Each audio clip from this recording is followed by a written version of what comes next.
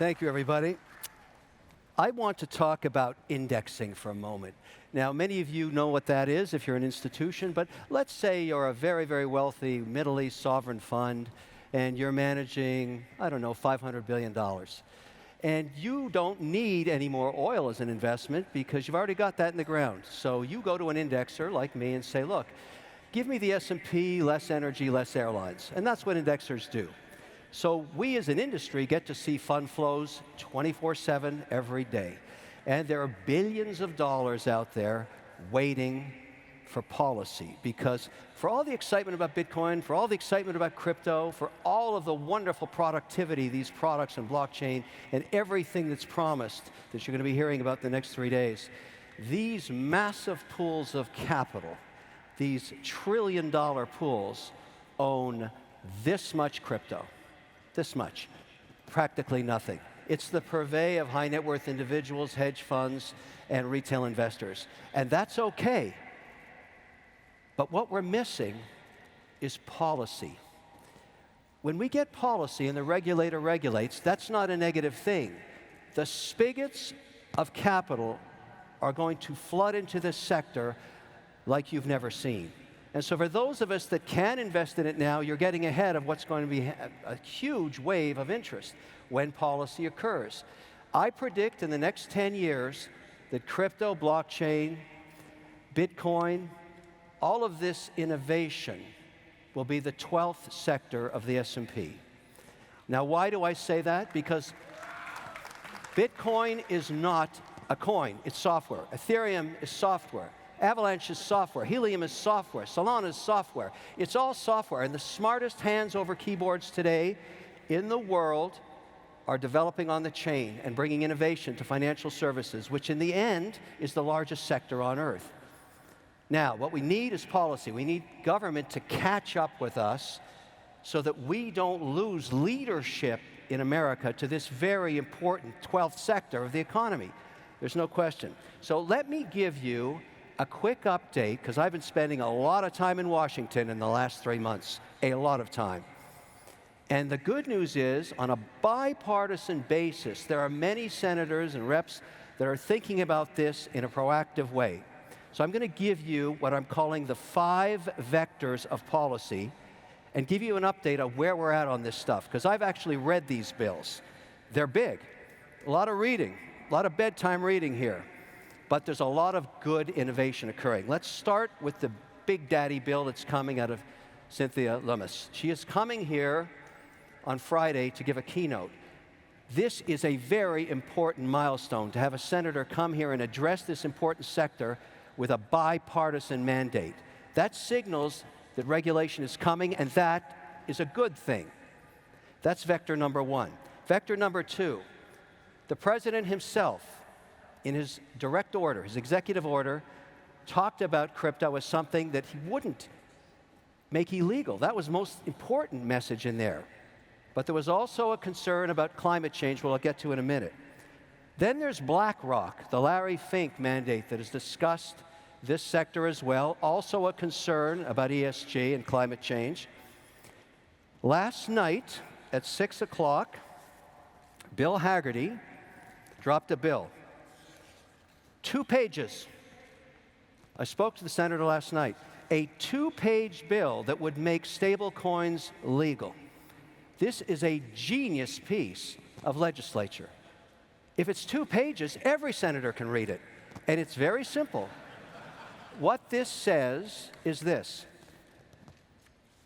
Why is this any different than a money market fund? Why can't we have a simple audit every 30 days with the underlying security inside of it, whether it be USDC or any other stable coin? And why can't we limit the duration of the asset to 12 months or less?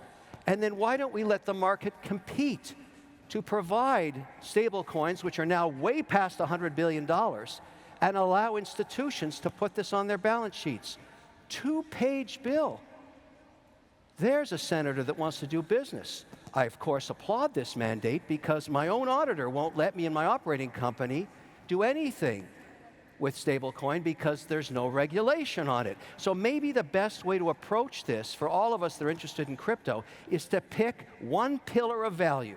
And right now, I would argue that stablecoins are one of the fastest growing asset classes outside of Bitcoin, and help this become policy and law, and watch what happens. And the reason you should care is, if it's backed by the US dollar, it will become the reserve currency of the earth. That's what will happen. And why would we want to give that up to any other country? Why would we ever give that innovation up? So let's regulate this. Let's get behind this bill and make it happen. And I'm not asking the federal government to write one line of code. That's not their job. Let the free market, let the private sector develop these stablecoin products and let them compete, just like Fidelity competes with their money market fund, like Schwab competes. They're regulated and everybody uses them when they have a cash balance on their account. Let's do the same thing here. That way, we have the innovators coding and we have the government regulating. That's a great outcome. It's coming soon. Now, let's talk about the minefields in the 5 vectors of policy. We'll start with the SEC. Now, I don't know if you read these memorandums, but a few weeks ago, they started proposing that in addition to financial audits in all companies that are public, in all 11 sectors of the economy, that they have a carbon audit, that they get somebody, if you claim that you're carbon neutral, you're going to get audited every quarter. Now, in the Bitcoin mining industry, where I'm a participant, the way we get carbon neutral is we buy carbon offsets. The problem with a carbon offset is the tracking error is so huge that no public auditor will sign off on those statements. You can say you're carbon neutral, but there's nobody going to sign it at the risk of being offside with the SEC. So if the SEC adopts that policy, that's bad for proof of work. And it's bad for Bitcoin mining, because the first pioneers of this in the US were very concerned about being ESG compliant, and they went to that market. They went to the offset market. 2 weeks ago in the EU, they tried to ban proof of work because they were so concerned about how much carbon it was doing. Now, here's why Bitcoin mining is going to save the world. If this policy gets implemented, because it's also in the ESG mandate that Larry Fink at BlackRock put in place, and it's also mentioned directly deep in the executive order of the president himself. It's a direct swipe at Bitcoin mining. But why is Bitcoin mining good for the earth? Because the next generation of Bitcoin miners, and some of them are represented right here, are starting to work with energy that does not require carbon. Hydroelectricity and nuclear power, wind and solar. The drive to produce Bitcoin is so economic in value that they will go ahead and fund the next generation of machines and turbines. 90% of dams built in America in the last 100 years contemplated hydroelectricity, but never installed the turbines. I'll install the turbines. Why? Because it's great economics if I can use that and not be hassled by a carbon audit. This is the future of Bitcoin mining. We will be developing power for all communities while we mine coin in an ethical and 100% green mandate that we can do with hydroelectricity. This speaks to Montana. It speaks to the Tennessee Valley, upstate New York, Quebec, Canada, northern Norway. All of these places, Georgia, have an abundance of unused hydro, and that is the future of Bitcoin mining. And it's a good thing. It provides for communities. It provides extra power. And the capital required for this is unlimited. Now, the beautiful strategy here is when we get policy, this is the Loomis bill right here, and there's lots of good news in this thing, when we make Bitcoin an allocation for institutions, which they do not have yet, what I predict will happen, they will put between 50 basis points and 3 basis points or 300 basis points into their portfolios. How much money is that? Trillions of dollars. So if you want to see Bitcoin appreciate in value, if you're an advocate like I am, because it's software and it's a property and maybe it's a currency, you want regulation. You embrace this and you stand back and watch the capital pour into this. And to celebrate this idea to the moon, I'm wearing my Snoopy Omega today.